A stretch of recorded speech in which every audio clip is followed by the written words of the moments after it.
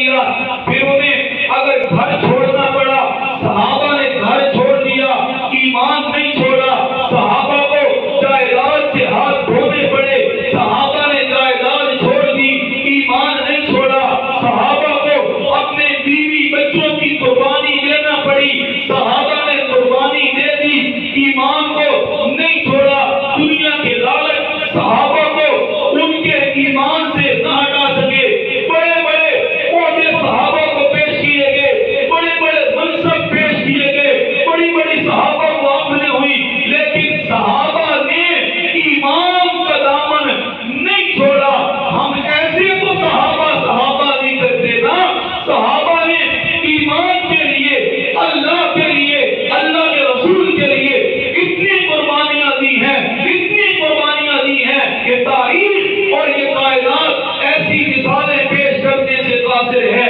ہم تو اس لیے یہ کہتے ہیں اگر دنیا میں قرآن کا فیصلہ ہے، اگر کوئی دنیا میں ایمان کا دعوے دار ہے کہ میں بھی مومن ہوں، میں ایماندار ہوں، اللہ نے اس مومن کہلوانے والے کے لیے ایک معیار، ایک ترازو بنا دیا. اگر اس کا ایمان صحابہ کے ایمان کے مطابق ہوا پھر تو کہیں گے مومن ہے.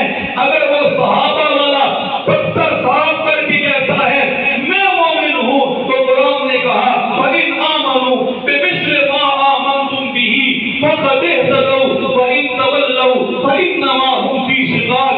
اگر تمہارا ایمان صحابہ جیسا ہے اب تو تم ہدایت پہ ہو، اگر تم صحابہ سے اعراض کرو گے فَإِنَّمَا هُمْ فِي شِقَاقٍ. بس یہ تو بڑے بدبخت ہیں جو صحابہ کا دامن چھڑا بیٹھتے ہیں. اس لیے کہ ہمیں صحابہ ہمارے لیے رول ماڈل ہیں، نمونہ ہے. صحابہ نے اپنی زندگی گزار کے ہمیں بتایا ہے کہ اللہ سے محبت کیسے کرنی ہے، اللہ کے نبی سے محبت کیسے کرنی ہے، اسلام سے محبت کیسے کرنی ہے، ایمان سے محبت کیسے کرنی ہے. یہ صحابہ نے ہمیں سارا کر کے دکھایا ہے. اس لیے اپنے ایمان کو صحابہ کے ایمان کے